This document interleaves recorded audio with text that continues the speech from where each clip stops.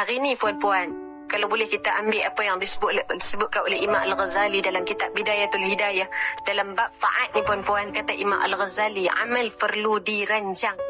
Macam mana rancang? Antaranya dia kata, selepas daripada solat subuh, ni esok buat. Hari ni tak boleh patah balik kan? Esok hari Minggu puan-puan, kita tak kalut nak hantar anak sekolah, kita tak kalut nak buat sarapan. Esok, ni buat catatan, buat. Apa dia yang kata Imam Al-Ghazali buat rancang amal? Dia kata selepas subuh, sebelum daripada terbit matahari, buat 4 perkara. 1/4 selepas subuh tu, jangan kalut nak masak nasi lemak, nak masak nasi goreng. Nanti dulu. 1/4 itu diisi dengan wirid. Habis semayang tu, semayang subuh, kata Imam Al-Ghazali. Sebab nanti Zuhur kita kalut nak pergi kenduri, Asar kita kalut nak ambil anak-anak petang sekolah, Maghrib kita terkejar-kejar kerana waktu yang pendek, malam Isyak kita sudah penat. Lalu kata Imam Al-Ghazali, aturkan amalmu di pagi hari.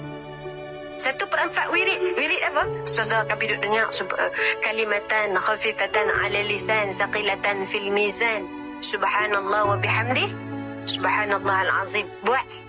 Ustazah, saya pernah dengar Tok Guru saya kata afdalu zikr fa'alam annahu la ilaha illallah. Buat. Duk surah la ilaha illallah, la ilaha illallah. Tiba-tiba berhenti sekerat. Tak apa, jaga balik, buka balik. La ilaha illallah. Tak ada masalah. Ya, buat. Ustazah, saya pernah dengar lah ada orang kata, Ustazah, Sayyidul Istighfar itu paling baik. Silakan. Ustazah, saya pernah dengar orang kata selawat. Jadi mana yang patut kami buat? Makcik dah buat yang mana? Belum lagi survey dulu. Survey dulu tak bagus. Hak mana paling bagus untuk dibuat? Mana yang paling afdal?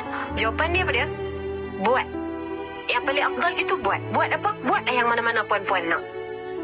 Kita jangan mengikat diri kita. Hari Isnin mesti subhanallah, subhanallah. Jangan mengikat.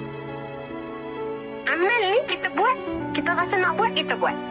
Tapi ulama ajak ikat tu tujuannya apa? Hari Isnin subhanallah, hari Selasa alhamdulillah, hari Rabu Allahu Akbar. Sebab nak bagi ada KPI hari tersebut. Kalau tak ada KPI tak buat.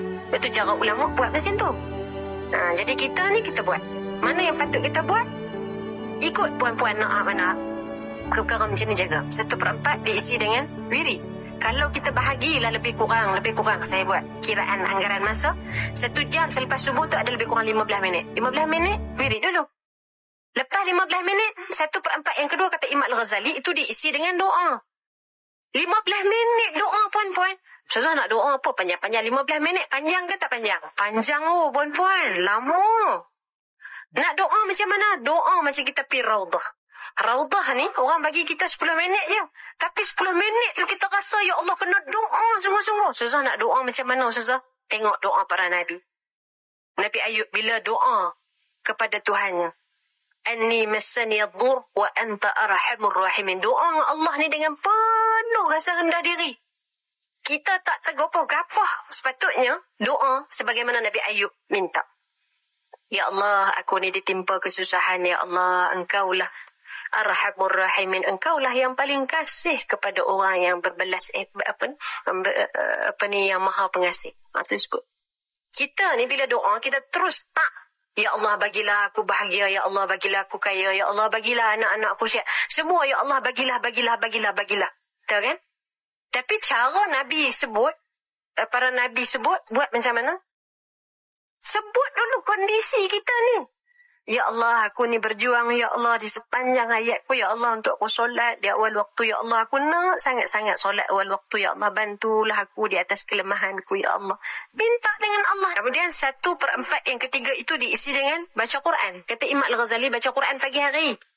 Sebab Zuhur kalut, Asar kalut, Maghrib tak sempat. Isyak dah penat. Baca pagi.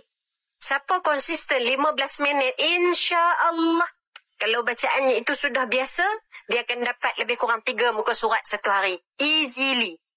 3 muka surat sehari, 7 hari, 21 muka surat. 21 muka surat sama dengan sejuzuk. Seminggu dapat sejuzuk, sebulan dapat 4 juzuk, 7 bulan setengah khatam. Tak payah nak duduk atas tikar sejadah sangat pun seharian. Tak payah. Duduk relax-relax, menikmati hidup. Kata Imam Al-Ghazali, atur amalmu, insya-Allah bahagia hidup. Sebab itu atur. Susah macam mana nak atur? Kalau perlu dipaksa, kena paksa puan-puan. Paksa apa? Paksa diri juga baca Quran. Set dekat jam tu, 6:30 mesti baca Quran. Set buat alarm. Mesti bangun. Mesti apa pun kerja yang kita buat, berhenti untuk kita baca Quran. Contoh, kalau perlu dipaksa. Sebab itu atur. Dan yang terakhir 1/4 itu diisi dengan muhasabah. Muhasabah apa?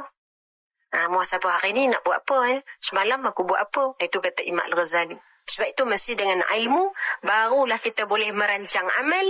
Orang yang boleh merancang amal, bila dia tak jadi macam orang yang tidak merancang. Orang yang tak rancang amal, bila dia rajin dia buat, bila dia malas dia tinggal. Kita tak mau.